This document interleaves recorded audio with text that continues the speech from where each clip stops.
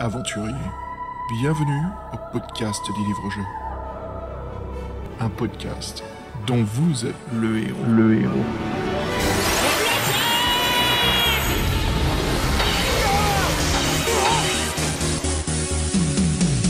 Hey, salut les aventuriers et bienvenue à un nouvel épisode du podcast dont vous êtes le héros. Épisode, hey, 60. Salut Fred. Épisode 60, putain, j'ai même pas monté celui d'avant, on est déjà au 60. Exactement, vache. Ça va ? Ouais, ça va aller. Saison assez dure cette année, hein. Début 2019, là, le climat, eh ben, chaud froid, on a tous attrapé une sacrée... Enfin, moi, j'ai été, comme tu le sais, hein, j'ai été KO, carrément, donc là, ça va un peu mieux, ça guérit. Je m'excuse d'avance si j'ai un petit tout, quelque chose qui est un chat dans la gorge, mais je pense que ça va assurer. Écoute Fred, on se retrouve, hein. Comment ça a été depuis ? Depuis qu'on s'est quitté il y a 2h30. Mais ça c'est... T'aurais pu le faire en sorte que les auditeurs ne savent jamais ça. Oui, c'est marrant. Ouais, c'est drôle en effet. Attends, deux podcasts la même journée, c'est une première, je crois. Ah ouais, là on enchaîne. Bah voilà, pour vous dire les auditeurs, surprise, comme promis dans le précédent épisode de Sorcellerie 3, cet épisode, voilà, c'est un bonus ce mois-ci, et on va parler justement de la culture populaire, un pop culture, des 7 serpents, la nouvelle version qui est sortie par Gallimard Jeunesse, voilà, on a pas mal de choses à dire.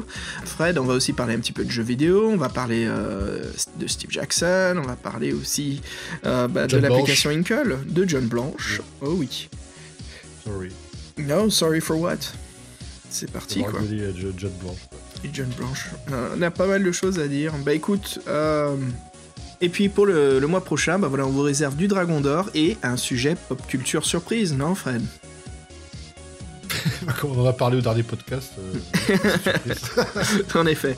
Voilà, on va parler en fait du jeu de plateau HeroQuest. Donc ça va être un sacré numéro celui-là.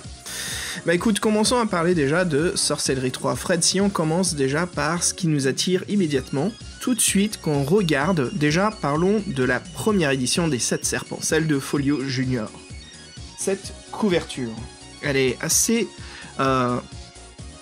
j'allais dire impressionnante, mais c'est pas le cas. Je trouve qu'elle est assez atmosphérique. C'est sûr que les 2 piliers qui se trouvent sur le côté de la mise en page avec les serpents, les flammes qui sortent d'au-dessus, puis après bien sûr on a l'elfe qui tient, et on le voit même pas à cause du petit logo Livre dont vous êtes le héros, mais il y a le serpent de feu qui est sous la couverture. C'est comme si la couverture nous donnait déjà un énorme indice comment trouver l'un des 7 serpents. C'est pas le serpent du soleil plutôt qui est dans l'arbre ? Ouais, c'est ça. J'ai dit quoi ? T'as dit feu. Ah mince, ouais. Les deux faisaient des attaques de feu, donc mince, à chaque fois je me plante. Oui, le serpent du soleil. Et puis cet elfe éclairé à la bougie, c'est assez impressionnant, quoi. Fred, qu'est-ce que t'en penses, toi ? En fait, moi j'ai rencontré le personnage, c'est donc on en a parlé au podcast, c'est l'elfe qui nous donne beaucoup d'infos, qui nous aide. Et après, moi cette scène-là, je l'ai pas eue, et ça fait donc 2 fois que moi je fais la sorcellerie, que j'ai pas la couverture du bouquin. Donc ça serait frustrant. Après, je pense que oui, comme il n'y a pas vraiment d'ennemi, pas d'ennemi final, ils ne pouvaient pas vraiment choisir un. Ils ont préféré un personnage secondaire, entre guillemets, qui est pour une fois de notre côté. Ouais, c'est comme tu dis, c'est plutôt atmosphérique. Et on sent, franchement, ce qu'on sent, c'est du mystère autour de cette personne dès qu'on voit la couverture. Donc donc ça fonctionne, parce qu'en fait, ce qu'on aime nous dans l'Heroic Fantasy, c'est le mystère, c'est savoir ce qui va nous attendre, c'est tout cet univers qui nous enchante. Et donc ouais, pour le coup, le côté atmosphérique, comme tu dis, c'est très bien trouvé, parce que c'est tout à fait ça, quoi. C'est pas une couverture tapageux, c'est pas une couverture qui en met plein les yeux, mais c'est une couverture qui intrigue. Et puis, bien sûr, les versions anglaises, c'était exactement celle de John Blanche, qui est très rare. D'ailleurs, Fred, c'est que là, c'est John Blanche qui fait non seulement les illustrations intérieures, mais qui fait aussi la couverture. Bah ouais, mais bon, comme on a un jeu de blanche sous la main, on l'utilise à donf, et ouais, c'est rare, mais bon, pour le coup, encore, il se distingue là-dessus, c'est cool. Mais moi, en fait, c'est pas un truc qui me choque, moi, je trouve que ça permet même une continuité. Ouais. En fait, c'est un peu comme si ce qui paraît normal, c'est quelque chose qu'on a perdu à travers le temps, quoi. Ça change souvent maintenant, c'est toujours un autre dessinateur qui fait la couverture. Peut-être parce que c'est des spécialistes de la couleur aussi. Ouais, ce que je veux dire, c'est chacun sa spécialité. Exactement. Mais bon, après, franchement, selon les standards qu'il y a déjà eu, je pense que les mecs, ils peuvent se faire les deux. Bon, après, je sais pas. John Blanche, il était balèze. De toute façon, il maîtrisait l'encre, la calligraphie, encre. Il maîtrisait aussi comment ça s'appelle, le pinceau à jet d'air. Tu sais, Oui, je vois, le nom me reviendra Ouais, pas. tu vois ce que je veux dire. Ouais. C'est comme ça qu'il a fait les 3/4 des illustrations, des packaging pour White Dwarf, hein, pour Warhammer 40 000. Warhammer. Ah, ça, on a connu acheter les Space Marines avec les Marines de John Blanche sur la couverture. Hein. Donc oui, si vous avez joué à Warhammer 40 000, la première édition qui est sortie en France, vous avez vu tout le cover art de John Blanche, et donc il travaillait vite, et puis il travaillait bien surtout, donc ouais, il est vraiment, comme tu dis, un big legacy pour John Blanche. Ah, en De effet. toute façon, on va reparler de lui un peu plus. Oui. Un peu plus. Bah surtout... J'ai l'impression que ça fait 10 épisodes qu'on parle de John Blanche, je sais pas pourquoi. Mais... Bah, c'est important, je sais que ça fait beaucoup, mais pour dire à ceux qui connaissent pas très bien l'artiste, c'est quelqu'un qui a fondé un énorme univers qui était niche et qui est maintenant universal, hein, je veux dire international. Les Space Marines, c'est des jeux vidéo sur la Xbox, le PC, la PlayStation. Je veux dire, on connaît tous ce fameux design du Games Workshop. Les hommes lézards aussi dans Warhammer. Il y a beaucoup de choses auxquelles il était vraiment le créateur de base. Enfin, c'était peut-être pas lui qui a créé l'idée, mais ses dessins résonnent et en fait sont tellement emblématiques, tellement spécifiques. Tu vois, quand tu penses à Warhammer, aux Sœurs de Bataille, tu penses à du John Blanche tout de suite, non ? Bah, moi, j'ai les Sœurs de Bataille, c'est des éditions plus tard, donc j'ai pas trop joué avec elles. Mais moi John Blanche aussi, c'est les orques, hein, parce que tous les orques de Warhammer 40 000, tout leur design, c'était lui aussi. Donc, ouais.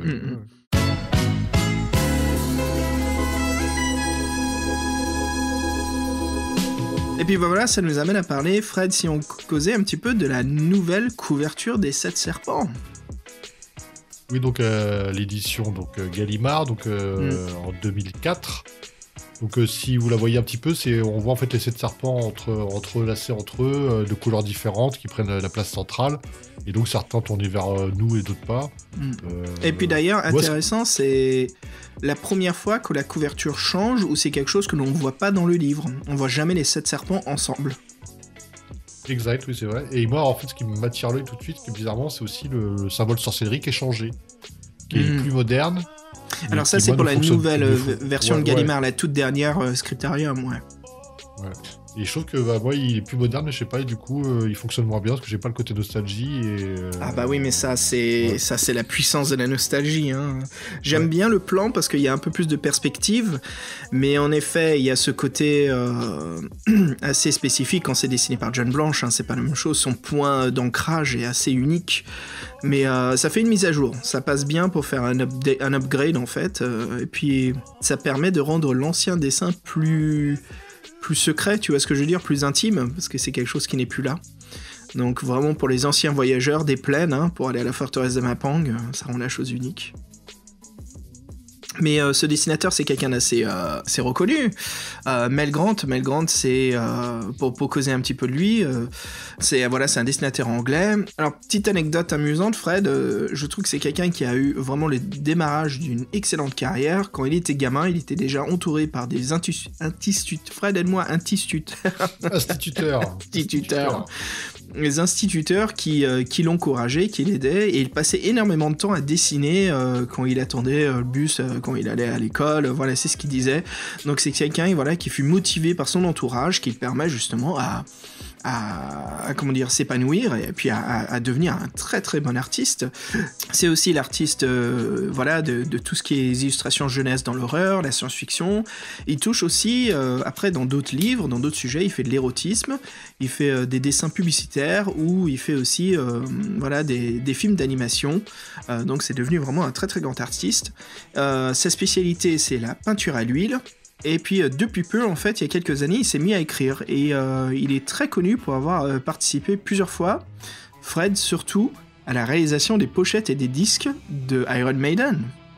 Ah ouais, alors ça, je savais pas que c'était lui. Et là, Fear of Dark, par exemple. Et donc, oui, il a représenté Eddie, il a fait partie de toute l'iconographie d'Iron Maiden. Alors, c'est forcément culte. Boum. Et... franchement, moi, je pars un peu en digression, mais j'avais fait un festival avec un pote, là, il y avait pas mal de groupes qui passaient, il y avait Metallica, Iron Maiden, Megadeth, tout ça. Et je peux te dire que ceux qui avaient le plus de t-shirts représentés, c'était Maiden. Yo. Et je pense que toute leur iconographie, c'est pas indifférent au succès. Et ce mec-là, s'il a travaillé pour Iron Maiden, moi, il a ma reconnaissance éternelle. Ça veut dire que... Ah oui, le prochain concert où tu vas à Maiden, il faut que tu portes un t-shirt 7 serpents. Mais je pense que personne va comprendre. Oh, il y aura des fans hardcore, tu vas voir. Tu vas en trouver 2 ou 3 qui vont te célébrer ça, tu vas voir. Bah déjà, je suis allé... Ouais, bref. Ouais. Non, c'est pas intéressant. Oh bah merde, tu commences, il t'arrête tout de suite. Non, je disais que je suis allé voir au Manowar à Berlin et j'étais étonné de voir des Français à Berlin pour regarder Manowar. Donc, Ah bah c'est cool. ouais. Ouais, c'était sympa le concert. Ouais, c'était très sympa.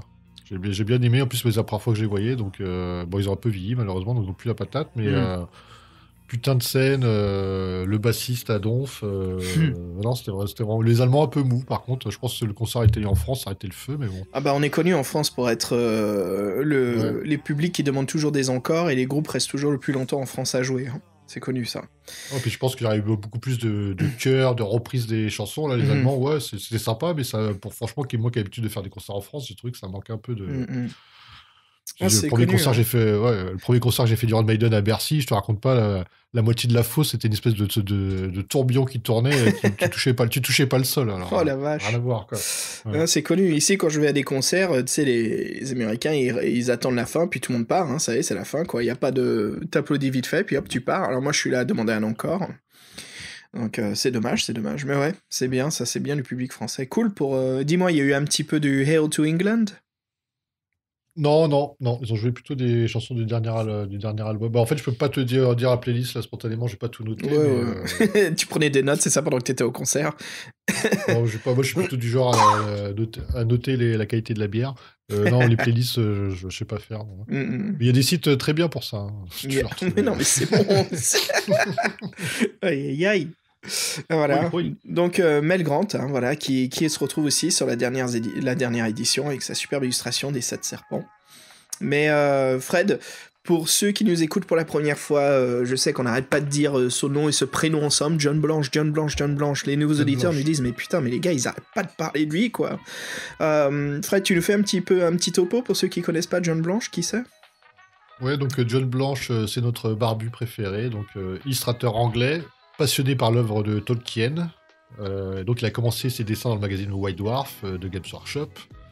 Il est même devenu directeur artistique de la société, donc c'est lui qui chapeautait tout ce qui était... Bah, comme on disait plus tôt, quand je parlais justement des Space Marines et tout ça, tu sentais que c'était le chef artistique. Ouais, donc lui, il a une imagination débordante, et c'est un fou du détail, donc c'est vraiment lui, on dit, le pilier de la conception graphique des jeux Warhammer. C'est vrai qu'il est fasciné par les têtes de mort, et il a une appétence pour le orange et le rouge dans sa palette de couleurs.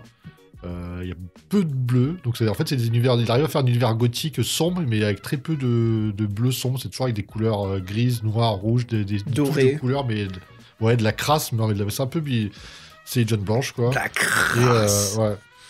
Et donc il a fait en 84, il a réalisé donc la couverture de la première et deuxième édition du livre Les 7 serpents. Ça ne rajeunit pas. Et là, donc, putain.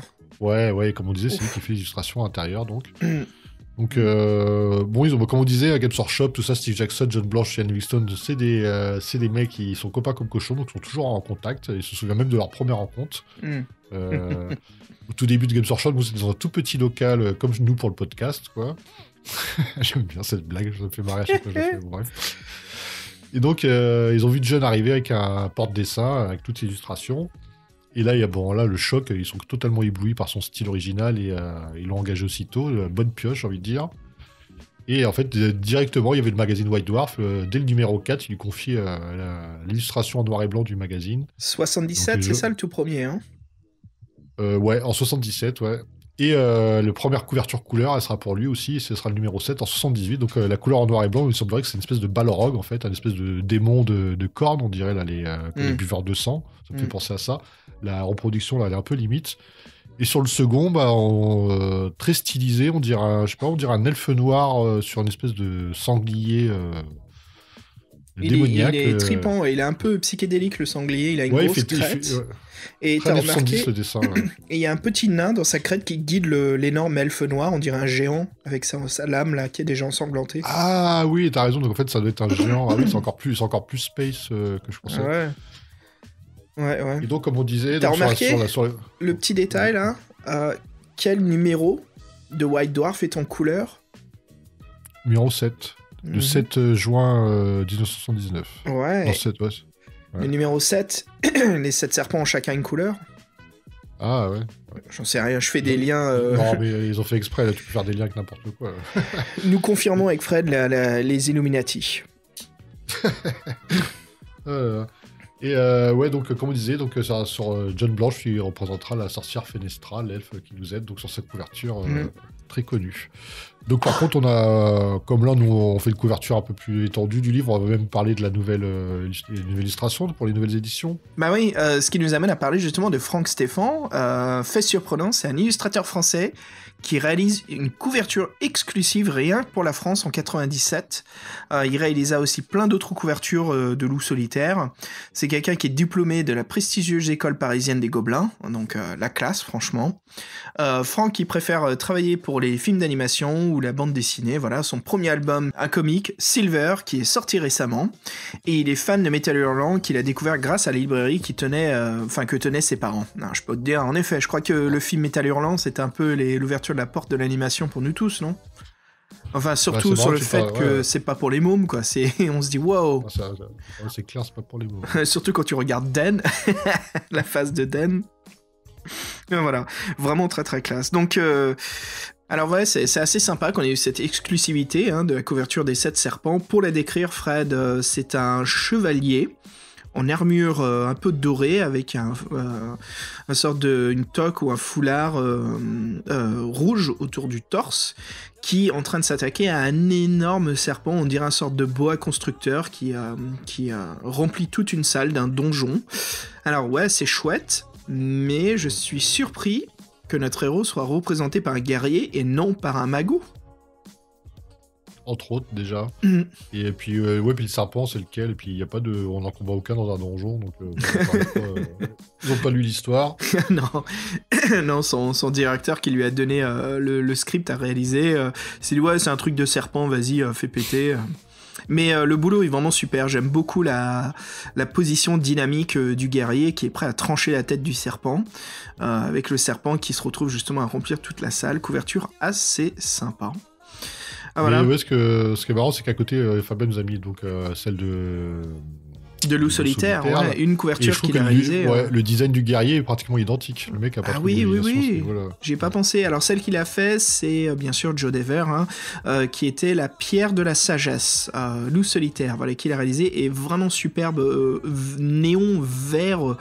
Omniprésent sur la couverture où on voit justement le personnage diabolique avec son casque et les yeux rouges qui ouvre un trésor, bien sûr, la pierre de la sagesse.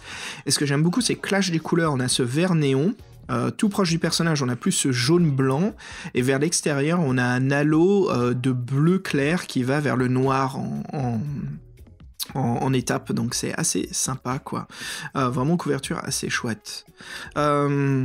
Voilà, c'est assez étonnant quand même, Fred, qu'on ait eu cette exclusivité. L'illustration, elle est classique, mais voilà, en fait, ça permet de voir le héros d'une autre façon. Ou peut-être, Fred, enfin, une couverture pour représenter les joueurs qui choisissent d'être un guerrier et non un mage.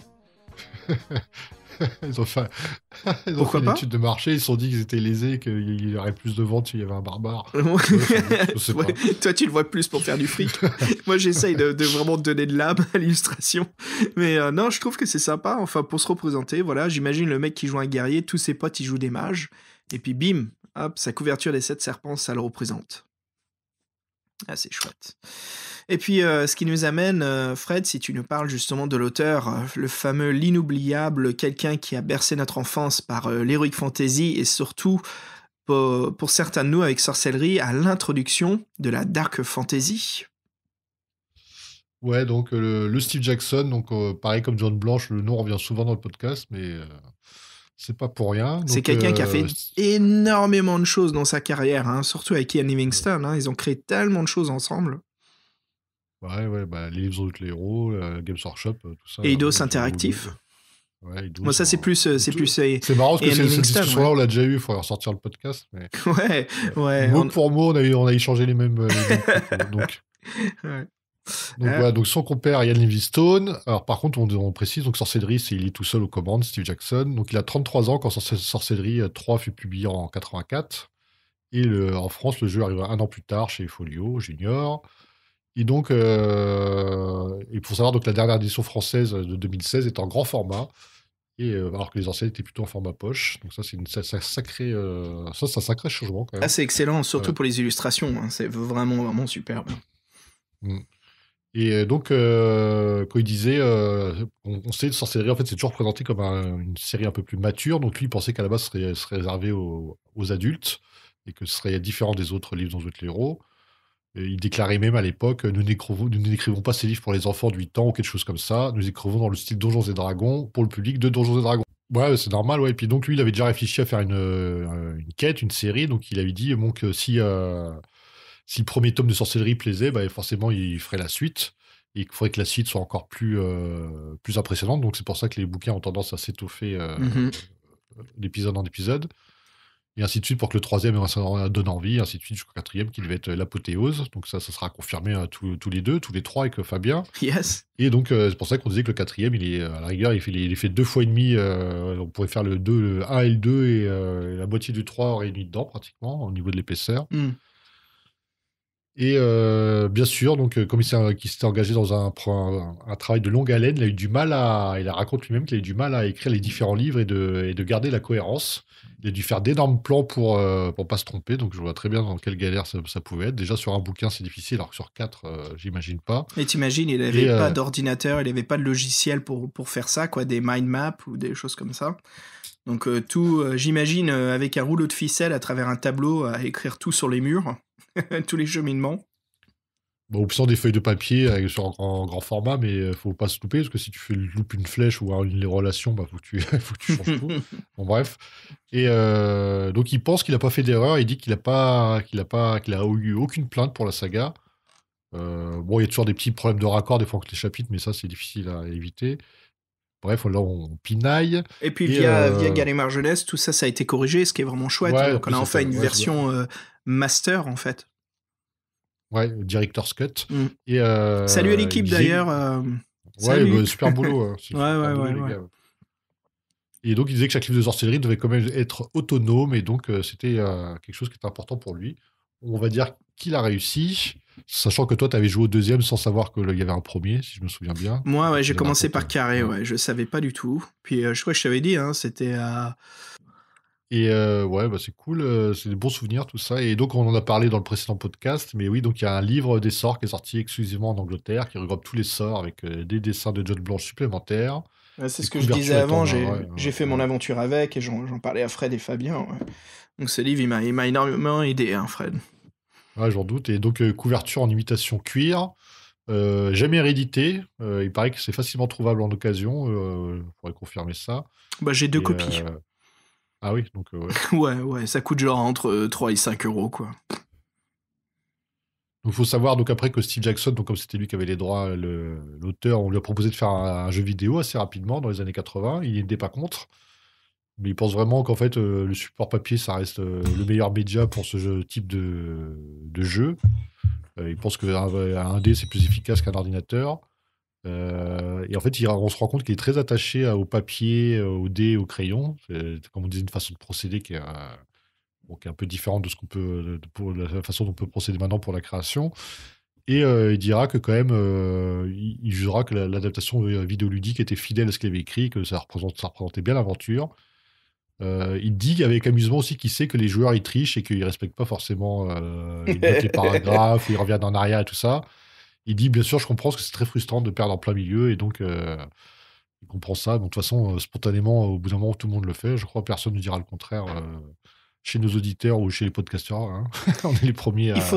Il faudrait qu'on fasse un podcast, Fred, No Death Run. Enfin, juste un one Life. Je sais pas, on l'appellerait comme ça, une vie. On choisit un livre, on le fait tous les deux, et si on meurt, et c'est tout, on raconte le podcast, voilà. Et les doubles jeux, on peut les faire en même temps, c'est ça, non? Yes, ça, on va le faire en même temps, ouais. Alors ça c'est prévu cet été, ouais. Donc, comme il était conscient de le fait que les lecteurs déjà trichaient, il s'est dit que dans le jeu vidéo, ce serait bien d'intégrer un peu cette fonction, et donc que ce serait bien qu'ils puissent faire des retours en arrière en cas d'échec, une espèce de sauvegarde en fait. Tout ça pour éviter la frustration. Et donc en fait là c'était les années 80, et maintenant donc il y a Inkle qui est venu, on a couvert leur application. il disait qu'il fallait quelque chose de nouveau maintenant, une nouvelle approche pour le public qui a vieilli, qui connaît tellement l'aventure qu'il faut des choses différentes. Mhm. Et il a dit qu'il avait abandonné ses machines à écrire pour le traitement de texte et que ça a été aussi difficile pour lui de les quitter et que le bruit de la feuille glissée lui manquait vraiment, quoi. Voilà, ça peut se comprendre, vu que toi tu me disais aussi que tu voulais taper à la machine pour certains projets. Ouais. Bah, il y a quelques chapitres de mon livre qui ont été faits à la machine à écrire. Ouais, ouais, c'est juste, c'est beaucoup plus lent que le clavier, donc ça me permet de réfléchir un peu plus à ce que j'écris. Mais ce qui est sympa, c'est si tu scannes ces pages, Google Doc reconnaît les typos de machine à écrire. Donc ça te scanne, ouais, et ça te crée un fichier texte. Des fois, ils font des bons trucs, hein, c'est cool. Ouais. Et ouais, donc sinon, on lui a aussi proposé des adaptations cinématographiques. Mais là, il était un peu plus dubitatif parce qu'il disait que de toute façon, c'était compliqué, qu'il n'y avait pas d'interactivité dans les films. Donc tout ça, en plus, c'était dans les années 80. Il disait, lui pensait que les films c'était plutôt linéaire, ça raconte une histoire, on peut pas intervenir, donc il voyait que pour lui il n'y avait aucun rapport avec ce qu'il proposait, donc il a toujours refusé. On peut se dire que maintenant ça pourrait se faire et que vu que l'interactivité ça apparaît sur internet ou même dans les séries. Et il nous parle aussi du Manoir de l'Enfer, un de ses autres livres très connus. Il y a un jeune réalisateur qui est très motivé pour l'adapter. Et malgré tout l'argent qui a été investi dans la production, tout ce qui était mis en place, il n'a jamais pu expliquer au réalisateur comment mettre une interactivité dans le film, donc ça, le truc a capoté, encore une fois. Donc tout ça, c'est pour vous dire que Sorcellerie, c'est quand même un truc qui aurait pu traverser plusieurs médias, qui a été resté cantonné dans certains à l'époque. Ça serait peut-être maintenant de revoir ça sous un autre œil avec les technologies des années 2010-2020. Et comme on le disait, vous le savez aussi, Steve Jackson, il a un fameux homonyme qui est Steve Jackson, et qui a aussi écrit des films fantastiques, mais lui qui est américain. Le Marais aux Scorpions et les démons des profondeurs. Ouais. Et donc lui, Steve Jackson, vous pourrez aussi faire une émission sur lui, parce qu'il a inventé plein de trucs aussi. Ah, le plus connu, je crois que c'est Munchkin. Munchkin, ouais. C'est très sympa, tout le monde a joué à Munchkin, je pense, moi-même, j'en ai joué à plusieurs. Moi, c'est vraiment un jeu de cartes très sympa et qui peut jouer à partir de 2, donc c'est toujours cool. Très sympa. Écoute Fred, si je te parlais un petit peu des jeux vidéo, qu'est-ce que t'en dis ? Ouais, parce que dans les années 80, nous, je pense pas qu'ils nous aient marqué. Ça me parle pas forcément, les jeux vidéo. C'est arrivé un peu plus tard, ouais. On va parler justement de John Ingold. Alors John Ingold, c'est un concepteur et un écrivain de jeux anglais. Il a créé sa société de jeux numériques en 2011 qui s'appelle Inkle. Voilà, le fameux Inkle. Alors, auparavant, il travaillait chez Sony Computer Entertainment, SCE, que tous les joueurs de PlayStation connaissent. Et sa première expérience dans l'adaptation des livres en jeux vidéo, c'était Frankenstein de Dave Morris. Voilà, l'auteur du Tombeau du vampire, Dave Morris. À l'époque, la sortie de Sorcellerie en version papier, voilà, c'est quelque chose qu'il connaissait quand il était gamin. John, il n'était pas forcément fan de l'univers de Donjons et Dragons, mais il aimait les fighting fantasy. Et donc, il s'est approché justement plus des éditions anglaises que le jeu de papier des crayons américain. Alors, son frère, il était amateur également des livres dans Atelier Héros. Mais il refusa que John lise ses sorcelleries. Le grand frère, bien sûr, qui protège sa collection privée. Et sous prétexte que c'était trop dur aussi pour son âge et qu'il n'arriverait pas à y jouer. Ah, tu vois, le frère relou, non ? Ou protecteur. Ou protecteur, ouais, pas fou. Responsable. Le jeune frère qui sait ce qu'il fait, dès que son grand frère a eu le dos tourné, voilà, John se lance dans sa chambre et il piqua les livres et il commença à les lire. Et il s'est rendu compte que son frangin avait raison.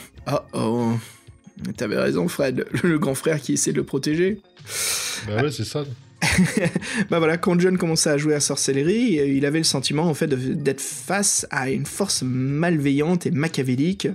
Il arrivait à peine à résoudre les énigmes, et justement quand il y arrivait, il en trouvait une autre sur son chemin. Il était complètement paumé, mais il était très impressionné par la créativité et l'ingéniosité de Steve Jackson. Alors, quand il le raconte plus tard professionnellement, il lui parla justement de son expérience de joueur de livre-jeu, et il lui dit qu'il voulait faire redécouvrir le livre à des joueurs de nouvelle génération, des joueurs aussi qui comment dire, qui ne lisent pas et qui justement, il faut lui faire confiance, comme quoi, écoutez, lancez-vous dans la littérature, il y a d'énormes choses à faire, hein, non seulement fiction, science-fiction, mais aussi, pourquoi pas, les livres dont vous êtes le héros. Et c'est ainsi que John fut chargé justement de l'adaptation sorcellerie en jeu vidéo. Steve Jackson était là, mais oui, mais c'est fantastique comme idée. Ok, Steve Jackson, voilà, en 2011, il se dit, en effet, il est temps d'adapter cette œuvre. Et Fred, je trouve ça super, j'en ai déjà parlé avant, mais entre ce que fait Tillman Games et Inkle, ça permet à ces œuvres d'être inoubliables maintenant. Elles sont là à tout jamais préservées. Alors, pendant qu'il... Voilà, donc le projet commence, il déclare qu'il a tant fait de révisions de sorcellerie ne peut pas être considéré comme une simple adaptation de livre, mais c'est devenu il peut en faire justement un jeu vidéo à part entier. Alors, il pense que tous les livres dans le héros ne peuvent pas être adaptés en jeu vidéo, car certains sont un peu trop imprévisibles. Hein, je pense que ça se discute, ça, Fred. Mais sorcellerie a un univers. Une mécanique, il a des puzzles, des règles, des personnages, et par conséquent, c'est un peu normal que ça devienne une aventure narrative interactive, non ? C'est parfait comme premier projet. Alors certains sorts seront bénéfiques, mais d'autres aggraveront la situation. Et on voit justement que John et toute son équipe, ils ont écrit des nouveaux paragraphes, agrandissant, amplifiant, un peu enrichissant le livre. Alors il ne voulait surtout pas créer un jeu nostalgique pour cette adaptation, mais être fidèle malgré tout à l'univers de Steve Jackson qu'il qualifie d'unique. Alors, les nouveaux joueurs ne connaissent pas sorcellerie, devaient avoir autant de plaisir que les joueurs du livre papier, c'était un peu son but. Et Fred, ce qui était assez sympa, c'est qu'il se rendait compte que beaucoup de joueurs de jeux vidéo, en fait, voulaient découvrir le livre de Steve Jackson, version papier, tellement qu'il en parlait, et tellement qu'il y avait de possibilités, donc comme quoi, il y avait vraiment quelque chose d'assez unique à faire. Donc c'était une œuvre assez spéciale. Donc, Steve Jackson, il a été impliqué dans chaque étape du jeu. C'était le conseiller. Il lui arrivait justement de suggérer des idées. Il a aussi énormément joué au jeu. Il les testait en fait. C'est devenu l'un des maîtres testeurs d'ailleurs pour Inkle.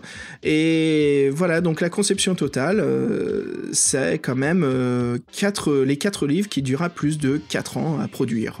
Mais qui fut enrichi et qui auront leur propre bande originale, traitement dynamique, ça deviennent vraiment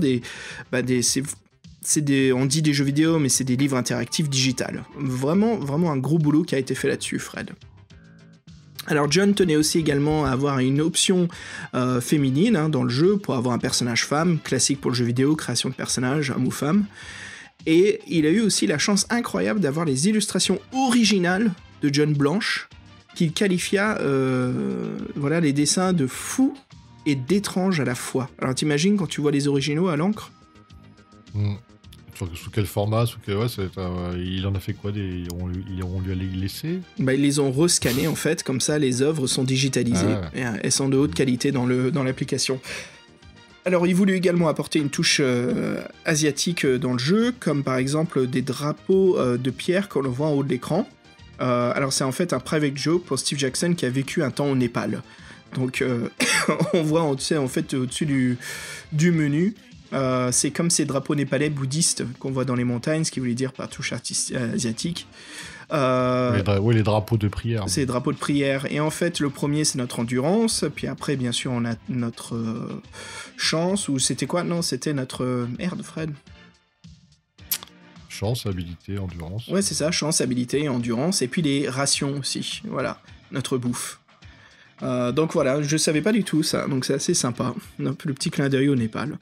Alors l'objectif de sorcellerie en jeu vidéo, pour John Ingold, c'est surprenant.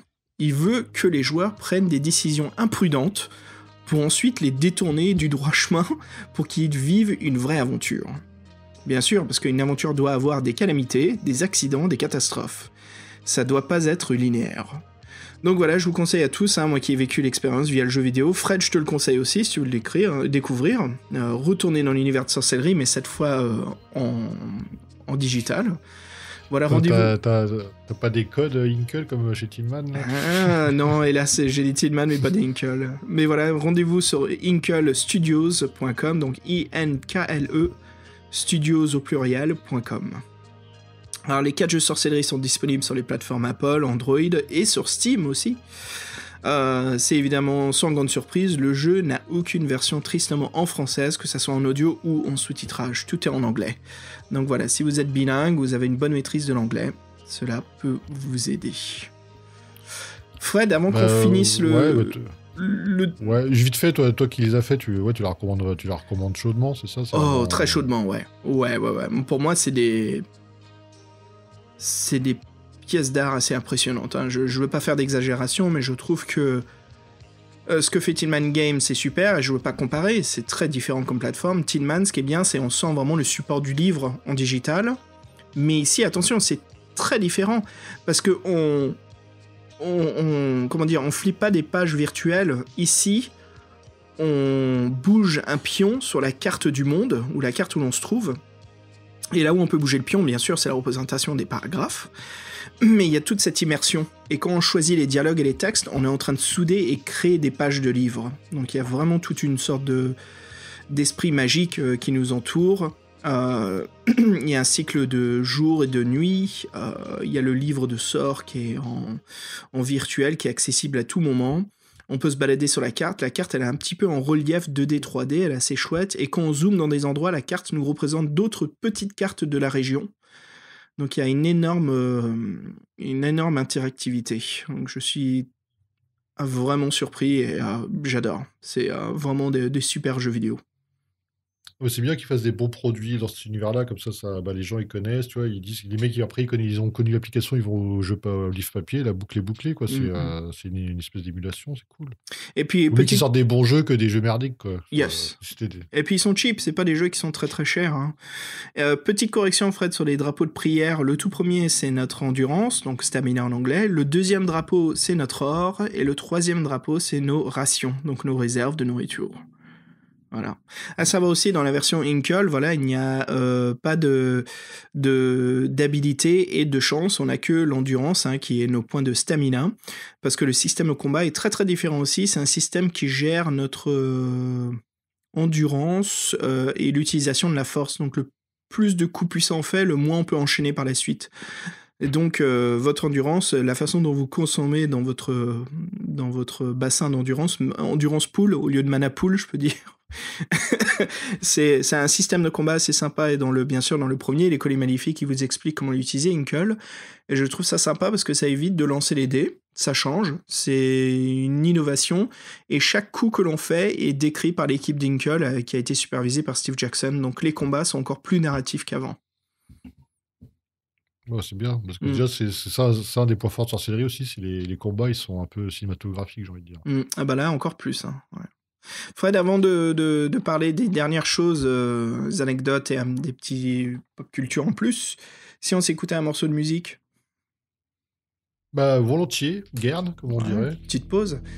Écoute, je te propose un morceau de, attention, Future Cop, un remix qui a été fait par un DJ qui s'appelle Ooga Booga, qui s'intitule Transformers.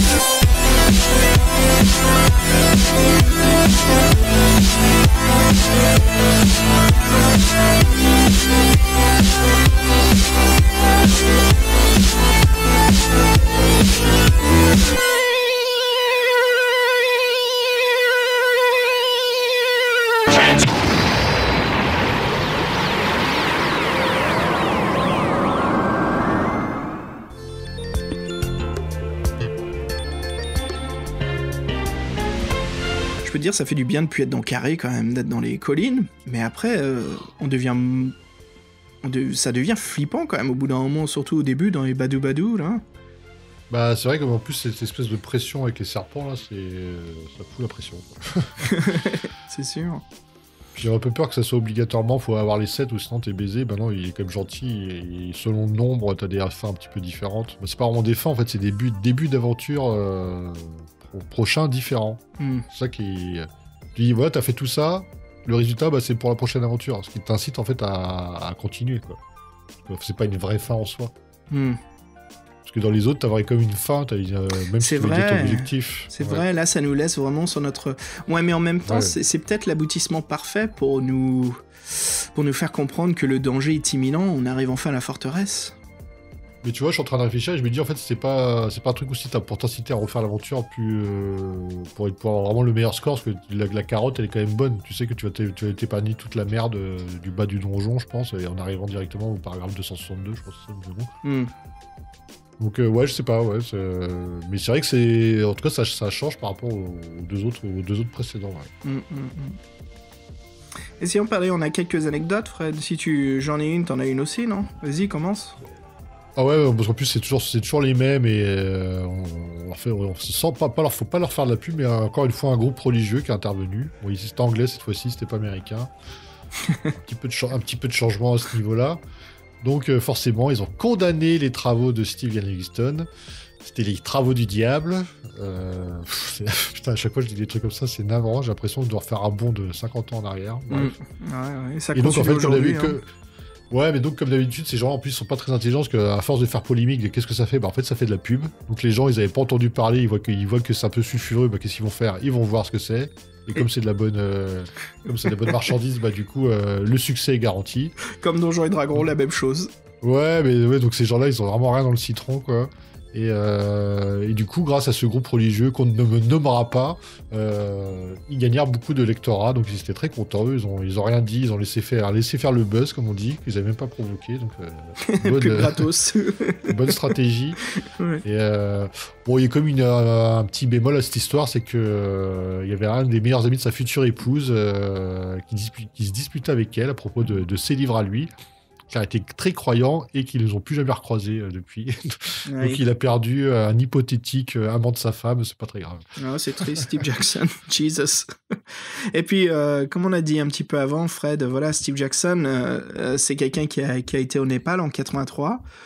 Il est allé là, en fait, pour faire une très longue randonnée avec son épouse. Pendant 5 jours, ils se sont promenés sur les collines du Pokhara, une grande ville touristique du Népal, qui est juste à côté du Katmandou. Et ils parcourent à deux, voilà, les villages qui sont accessibles uniquement par la randonnée. N'existait aucune route pour les véhicules.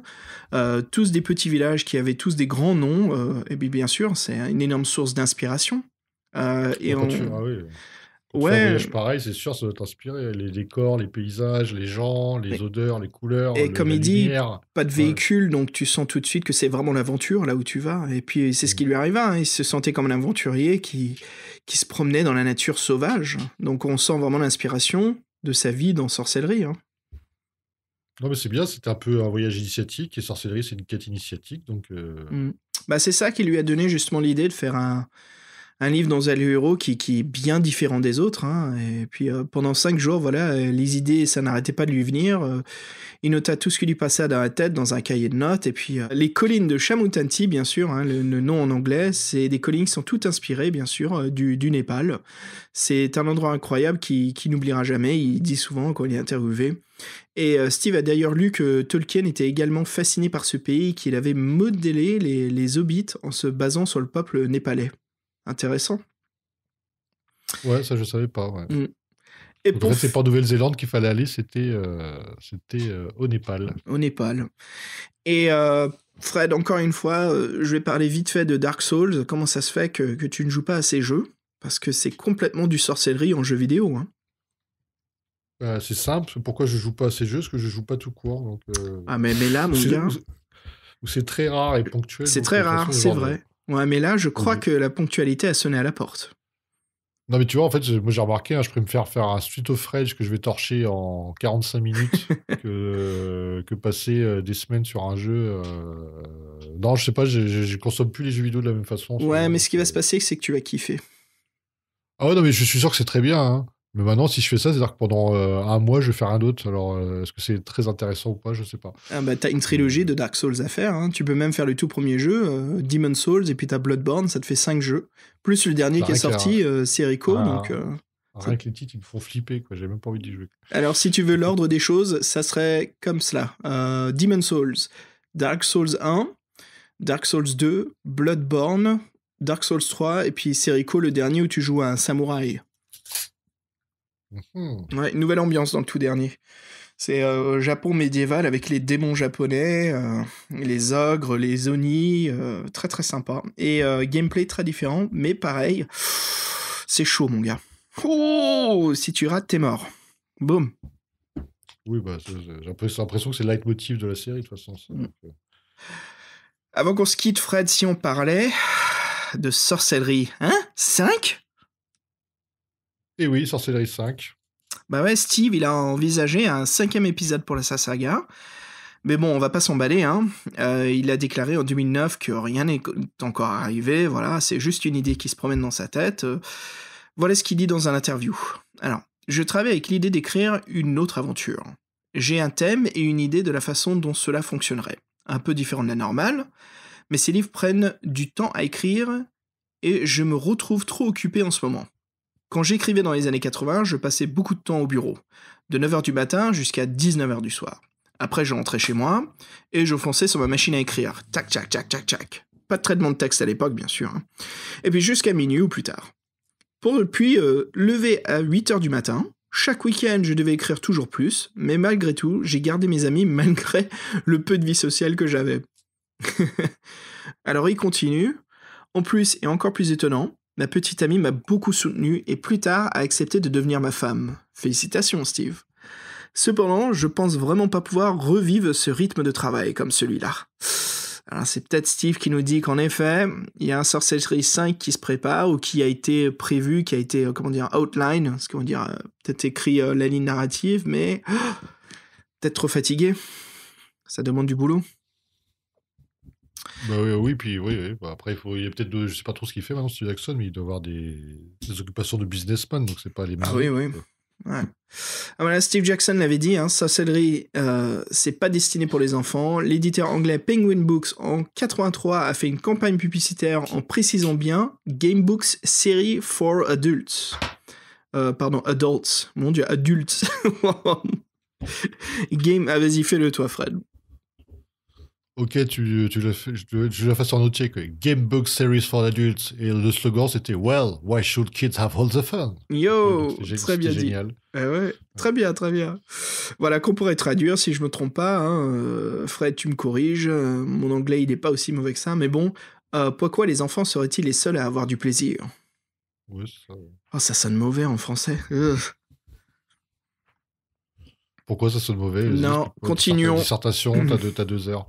Et ouais, d'ailleurs, on a la photo de la pub et, Yes. et le bouquin de sorcellerie qui met en avant, c'est c'est le 2 avec la créature des égouts, là. Ah bah, il y a le chameau Tati qui est juste derrière. Ouais, mais moi, c'est le monstre qui m'attire. Ouais. C'est cool cette pub avec le fond noir, le contraste noir. Et en dégradé, voilà, on vient vers une couleur dorée, marron. Donc sympa, quoi. Voilà, Sorcellery, bah écoute, ça a été le premier à proposer aux joueurs qui n'avaient pas de dés sous la main une impression des 2 accessoires en bas de chaque page. Les joueurs pouvaient ainsi, en choisissant une page au hasard, effectuer un lancer de dés virtuel. C'était un système très sympa à l'époque. Hein. Et ce système a été repris sur multiples éditions ensuite, hein, toutes collections confondues. Fred... on peut parler avait... des inspirations, par le Népal, peut-être? Ouais. Bah, il y a des fans de sorcellerie qui ont remarqué pas mal de choses, non? Ouais, après, on sait pas si c'est des inspirations ou si c'est des...